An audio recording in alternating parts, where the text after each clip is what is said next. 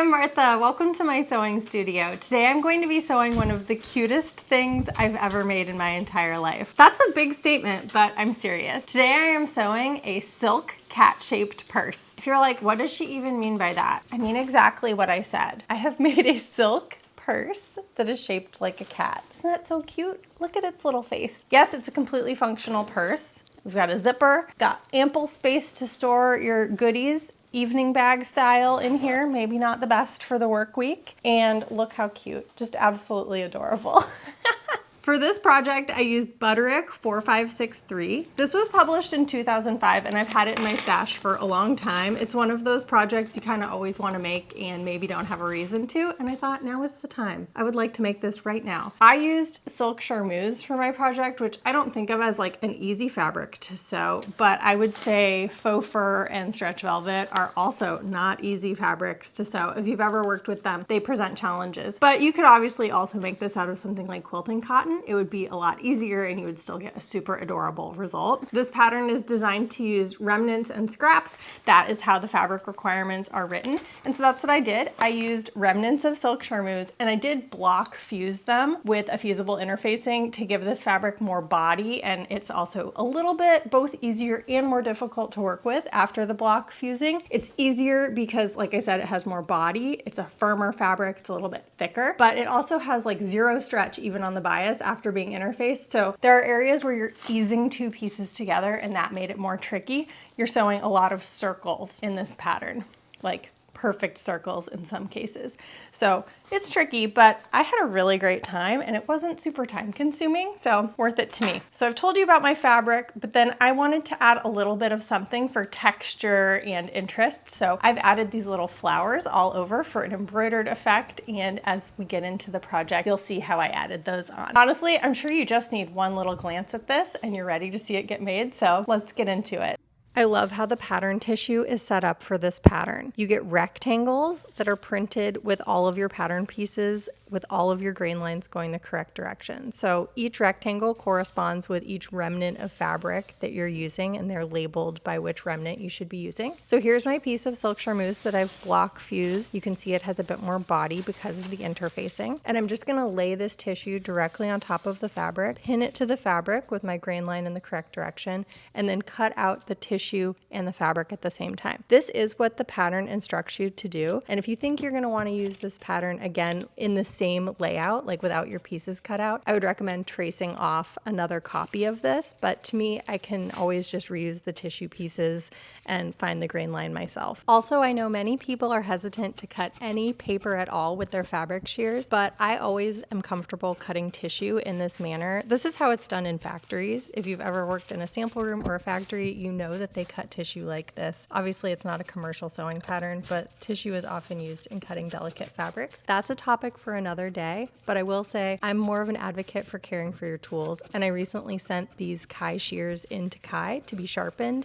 and they are good as new, maybe even better. They went through this fabric like butter. It was a real pleasure to cut out this project. Once you've finished cutting everything out, you'll have a big stack of very small pieces, and a lot of them look the same or are duplicates, so it's important to go through them and make sure that you're familiar with the pattern and where the shapes go, how they line up, and start to visualize how this project will look in 3 dimensions. And as you can see, there are many markings on this pattern: squares, circles, dots, etc. Make sure you're marking all of those and do so accurately. They're going to be very important as you work. This pattern is designed to use a combination of fabrics, different scraps or remnants, and because I'm using all the same fabric, I wanted to add some texture, so I decided to use a trim to create this embroidered effect.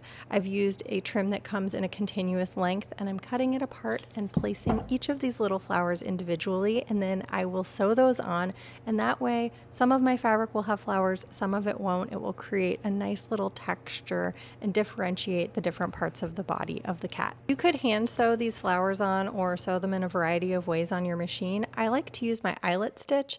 It creates a perfect little circle that corresponds with that center circle of the flower, and I do this in a fully automated way on my machine. Like, I'm not using my feet on the pedal or anything like that. I've just pressed the start button, I let it sew the eyelet, and then I use the thread cutter, and then I move on to the next one. This is an easy way to make sure that I'm moving through this quickly and that every single eyelet is identical, because I'm not really involving myself in the process and my machine can do it very easily. If you don't have an automated machine in this way, don't worry about it. Just sew an eyelet. And if you don't have an eyelet stitch on your machine, I would say just use a zigzag stitch on a really wide setting and a short stitch and just go back and forth a few times. Obviously, you could also hand sew these on, but I'm kind of doing this the most easy way and the most accurate way, which for me means automating it, and they look great. Now that I have my little flowers added to my fabric, I can move on. I made my straps and I added extra interfacing to these so they're nice and strong. And then the pattern calls for a zipper, a 7-inch zipper. I did not have anything except for this invisible zipper that matched my fabric. So I used an invisible zipper. I installed it using my invisible zipper foot, so that was a real breeze. Once you have the zipper installed, you can top stitch the straps into place. And after that, construction of the purse will begin. Once you have the body set up, you can add sort of the belly of the cat or the dog, and the three-dimensional shape of the bag starts to be visible really quickly. I think it's an exciting time. And once you have that belly added on, you're going to move into the legs. And once again, make sure you have all of your pieces well labeled and marked, because the front and back legs look similar, but they are different, and you want to make sure that everything fits together once you start sewing stuff. All right, I'm picking up. It's a new day, and I'm going to show you what I have sewn so far.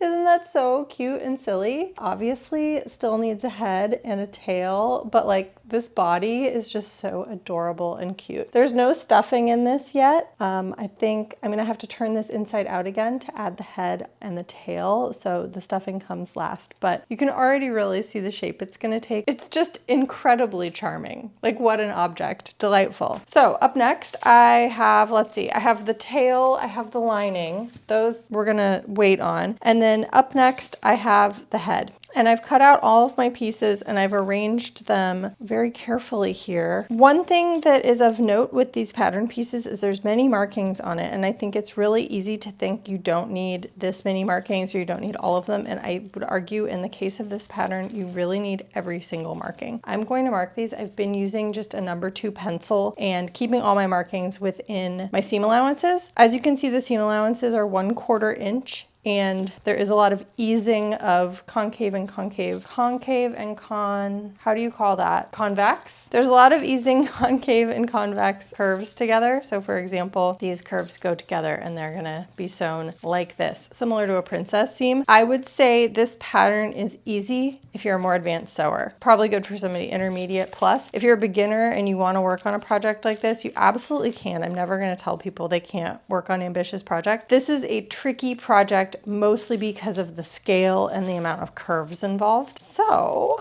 let's see. I'm gonna look at the instructions and look at the order in which I need to assemble these things, but probably for me, the first thing will be to add the darts and then just get to sewing. The project comes together quickly for me because the seams are very short. You do need to prepare everything very carefully. It's kind of like, I don't know, I don't do things like this, but I would imagine if you were assembling like a model airplane or even a really complicated Lego project, that's kind of what this is. You have to keep your pieces organized and labeled. You don't want to get anything confused, and you also need to make sure they fit together very precisely. I think things can snowball quickly if you're a little bit off. Because the seam allowances are 1/4 inch, if you're 1/8 of an inch off here and there, it adds up and suddenly the pieces simply do not fit together anymore. So a bit of a precision sew, nothing complicated really. You know, we're making a stuffed cat head. Cute.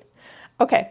I'm gonna get sewing. All right, I did a little bit of prep. Here's the muzzle, and I pressed this using the smallest end of my sleeve board. I think that's a great place to press this. You could also use if you had like a tailor's point or even a clapper. I think also you could just finger press a lot of this, but my fabric takes a press very beautifully, so I did want to give it a bit of a go with the iron. Look how small the dart is. They're very tiny. Okay, so this is the muzzle. These are the sides of the head. Here I have my ears. So cute. And I only have a few pieces of the head left, so I think it's going to come together quickly. I really like the instructions for this pattern. I know some people don't like big 4 pattern instructions, but I find them very direct and succinct. And with a project like this where you have all these many many pieces, you kind of just need to acknowledge that you read the language of the pattern tissue. So when you see all the markings and you understand how markings fit together, you're following that, and it's more telling you the order that things go in. And like, I think you can already visualize how this will come together in a three-dimensional object. So you just need to know the best order to put them together, and that's what the instructions are providing, which I think is really lovely. I think I can probably make this kind of fast, so let's jump into it.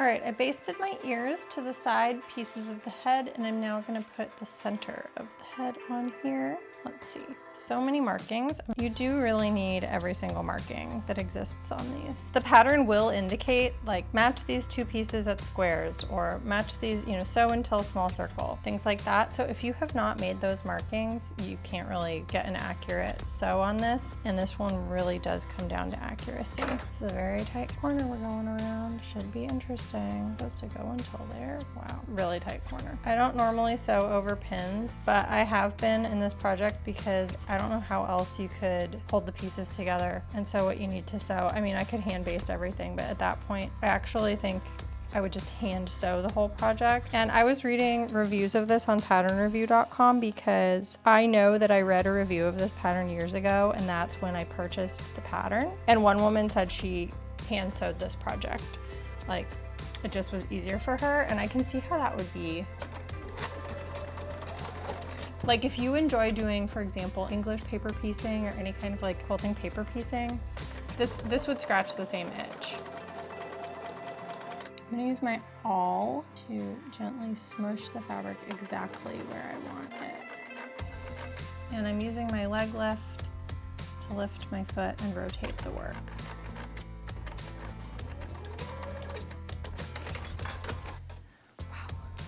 Really precision sewing, my gosh. And how does it look? Looks good. I'm just gonna need to trim that seam allowance. That does not surprise me. Okay, and then let's do this side. This is a really crazy curve. I don't think I've ever in my life sewn something with a curve like what happens here on the top of its head. Because my fabric is a satin weave, it's silk charmeuse, I can slippery slide them and kind of, it helps me guide the fabric where I want it. This is like crazy. It's very difficult to even get it into the correct position. So if you had a bulky fabric, like how this is sewn with faux fur, or even stretch velvet, I don't know if you've ever sewn with stretch velvet, it's a total nightmare. I kind of like it.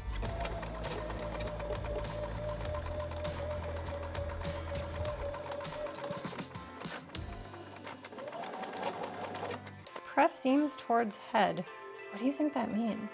Like, all of this is the head. Did I make this correctly? I'm using my pinking shears. That's how I am trimming my seams. And it's pretty good around these curves with a tiny little seam allowance. Beep. Okay. Wow, this is where it gets hard. Okay, we're gonna add the muzzle now. This is really like circular sewing. There's just zero margin for error. Match symbol and clip head side where necessary. But where is another symbol? Oh, it's down here. Okay. Oh my gosh. Okay, I want you to see what I'm dealing with. So I've got my markings, and then I have this little muzzle, and it also has markings. And then I need to pin these right side together. So this is, you can see, isn't that cute? That's gonna be like the ears. And then the muzzle will go in like so. This pattern includes a lot of stay stitching, which I have omitted because my fabric is heavily interfaced. I did stay stitch a few places, but if your fabric has any opportunity to fray at all, don't skimp on your stay stitching.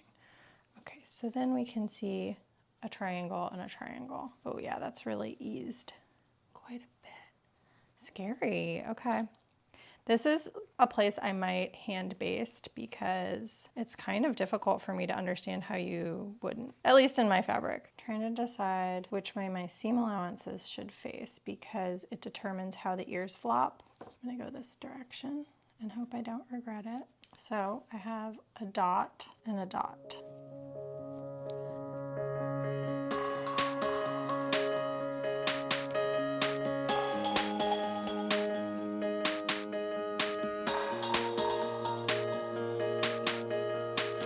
Okay, so that's half of my seam. I actually think I'm going to sew it and then I can do the other side. It becomes too cumbersome of an object otherwise, so hold tight, I'm gonna do that real quick. Okay, here it is. This was really tricky sewing, and you can see here it's not perfect. I am going to complete sewing it all the way around. I've only done half, and then I'm gonna come back and I'll pick out little areas and just kind of ease it with my fingers and then repair it so that it's nice and smooth.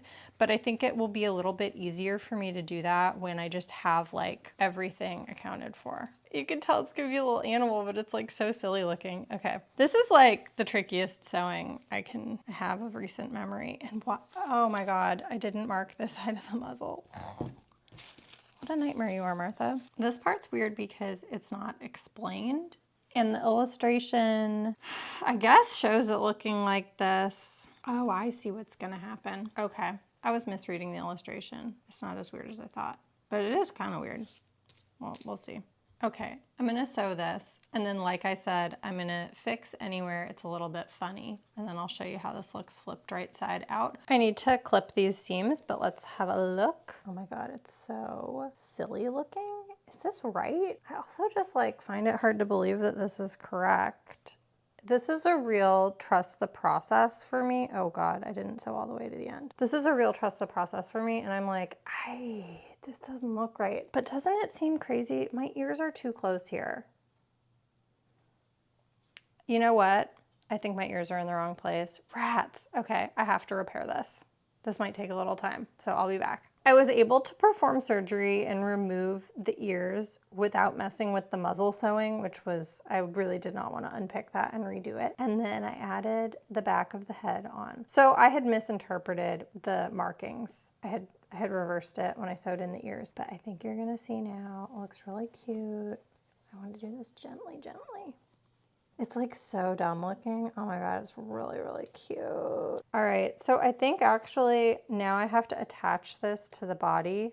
Let me grab the body so we can do that. We can look at what that looks like. Oh, please. That is so dang cute.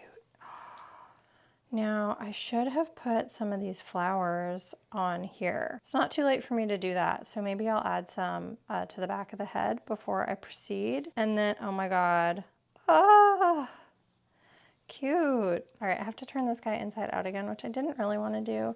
I don't think the feet really need to be flipped, but... And I also have to cut out my lining. I didn't do that yet because I wasn't sure what fabric I'd want to use. So the head will go in kind of like that.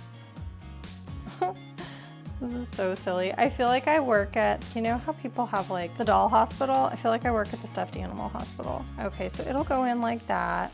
Kind of interesting in terms of like, does this all fit? Well, we're gonna find out, I guess. I'm gonna add flowers to this first and then sew that on there. But then we get to stuff it, and then I get to add the lining. And I think, oh, the tail. Oh my gosh, I forgot the tail. All right, there's still a bit of work to do. I think that's all I can do today after I add some flowers to this head. So I will check in with you in my next session. I'm excited to show you my progress. I think you're gonna love it. Oh my gosh, can you even? It's so cute. It's actually bigger than I thought it was gonna be. The tail is added in a way that I think is weird, but having made stuffed animals before, and specifically having made stuffed animals with like a zipper that you can put things inside of, not necessarily a purse. I have my dog Pajama, who's like for putting your pajamas in. I'll show that because I realize if you're not familiar with my sewing, you're going to be like, what is she talking about? The way that the tail is added into a seam, like after the seam is sewn, is something that comes up in stuffed animals. So it's odd, but it's not out of the ordinary for stuffed animal making. It needs stuffing, obviously. So that's what comes next, is adding the stuffing, then adding the lining. And I actually think the instructions have me add the tail last. So up next, I do need to stuff some stuff. So I'm going to stuff the head and the legs. That's pretty much what needs like a denser level of stuffing. And then the lining goes in with a layer of quilt batting. And I think I have a scrap. If I have a scrap of poly batting, I'll use poly batting. So that'll also give it a little bit of fluffy puffy.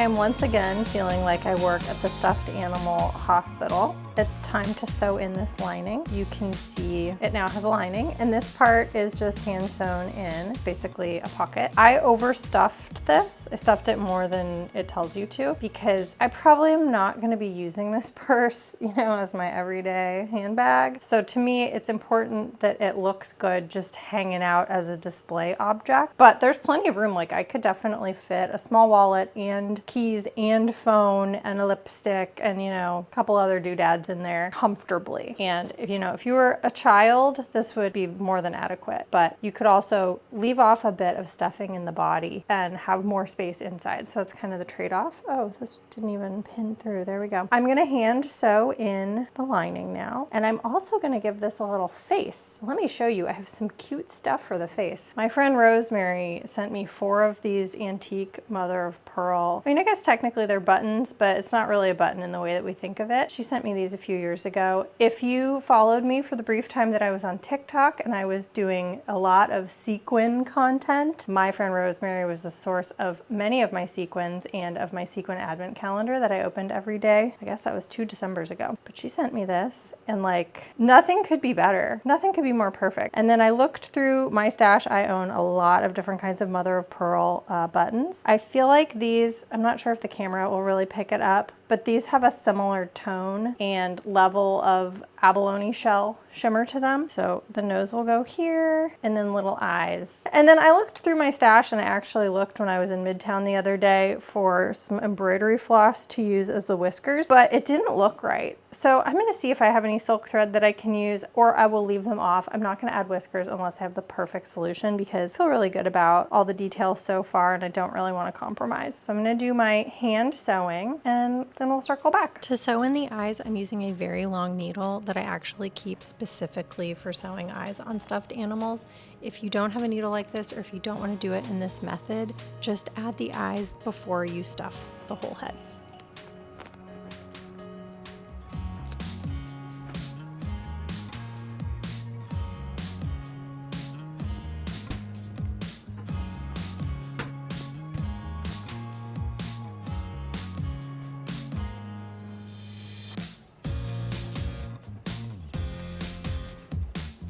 Thanks so much for joining me on this project. I hope you enjoyed seeing it come together. I absolutely loved sewing this and I'm so pleased with the end result. If you end up sewing this project, let me know. I really want to see it. So tag me on Instagram, drop me a message on my blog, leave a comment here on YouTube. I would really love to see your version of the cat or maybe the little poodle. Like so cute, right? I will leave links to my blog and Instagram in the description box below, as well as to some of the tools I used today. I used a lot of different tools throughout this project, including a really great pair of pinking shears from LDH. Those really came in handy for trimming all of my tiny little seam allowances. So all that stuff will be in the description box below. If you liked this video, please press that like button and subscribe. I'm here every week and I love getting to know you in the comments. All right, I'll see you next week.